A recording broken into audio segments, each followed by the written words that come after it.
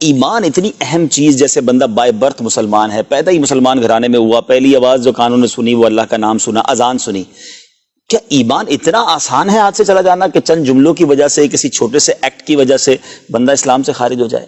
دیکھیں بہت ساری چیزیں ایسی ہوتی ہیں کہ چیز تو بہت بڑی ہوتی ہے، ٹھیک ہے، لیکن اس کا فیصلہ چند جملوں میں ہو جاتا ہے اور چند منٹس کے اندر ہو جاتا ہے۔ ٹھیک ہے، ایک لڑکا لڑکی آپس میں ایک دوسرے پہ حرام ہوتے ہیں، وہ ایک دوسرے کے لیے اجنبی ہوتے ہیں، لیکن صرف اتنا جملہ کہ میں نے تم سے تمہارے ساتھ اتنے مہر پہ نکاح کیا، اور لڑکی کہتی ہے میں نے قبول کیا، ٹھیک ہے، یہ گواہوں کی موجودگی میں یہ دو جملے ہیں جو اس حرام کو حلال میں بدل دیتے ہیں ود ان منٹس، شاید منٹ بھی نہ لگتا ہو، ٹھیک ہے، شاید منٹ بھی نہ لگتا ہو، آدھا منٹ لگے گا، ٹھیک ہے، لیکن کس درجے کی حرمت اللہ، اور کیسے سیکنڈز کے اندر جو ہے وہ حلت کے اندر بدل گئی، حلال ہونے کے اندر بدل گئی۔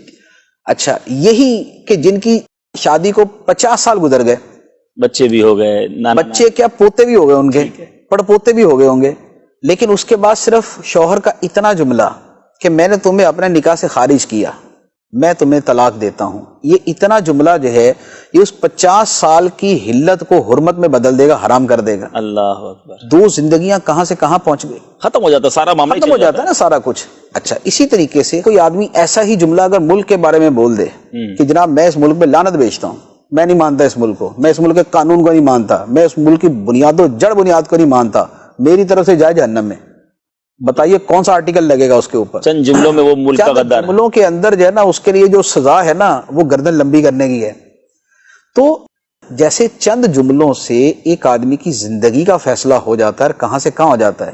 اچھا، اسی طریقے سے قتل کتنی دیر میں ہوتا ہے؟ اب آج کل تو ایک گولی جو ہے نا چھوٹی سی، اور میرا خیال طاقت بھی اتنی نہیں لگتی، بندہ پار ہو جاتا ہے اور یہ اس کی جگہ یہ بھی چڑھ جاتا ہے۔ تو تھوڑی سی دیر میں یا تھوڑے سے جملوں کے اندر زمین آسمان بدل جاتے ہیں۔ اسی طریقے سے ایمان کا معاملہ ہے۔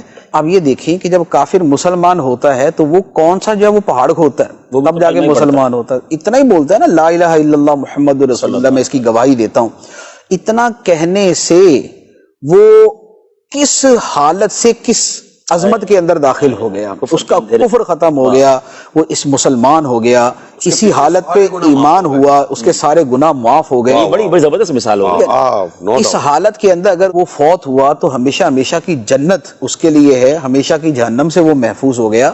تو یہ اتنا کچھ اس کا ایک جملے کے اندر ہی ہوا نا۔ اچھا، کوئی آدمی اسی کا انکار کر دے، ہے مسلمان، اور معاذ اللہ یہ کہہ دے کہ میں خدا کو نہیں مانتا، تو اس کو تو شاید کوئی بندہ نہیں بولے گا کہ جناب اس کے بعد یہ مسلمان رہتا ہے، جب کسی نے بول دیا تو ختم ہو گیا۔ تو اس لیے ایمان جو ہے وہ چھوٹے سے جملے سے آ بھی جاتا ہے اور چھوٹے سے جملے سے چلا بھی جاتا ہے۔ ہاں یہ ہے کہ جملے کی نوعیت دیکھی جائے کہ کس لیول کا جملہ ہے۔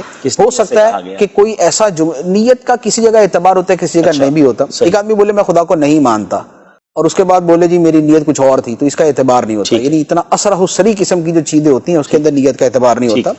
تو لہذا یہ کوئی بات نہیں ہے کہ جناب چھوٹی سی چیز یا تھوڑی سی دیر کے اندر اتنا بڑا فیصلہ کیسے ہو جاتا ہے، جیسے دنیا کے باقی سارے فیصلے ہو جاتے ہیں یہ بھی ہو جاتا ہے۔ بڑی زبردست۔ یہ دیکھیں بات وہی ہے، علم سے دوری ہے، اور بعض اوقات ہم بڑا ایزی لے رہے ہوتے ہیں، گرانٹڈ لے رہے ہوتے ہیں۔ ایسا نہیں ہے۔ اللہ اور اس کے رسول کے بارے میں بات کرتے وقت، ضروریات دین کے بارے میں بات کرتے وقت ہمیں بہت محتاط رہنا ہے، جس طرح ہم دیگر چیزوں کے بارے میں بھی محتاط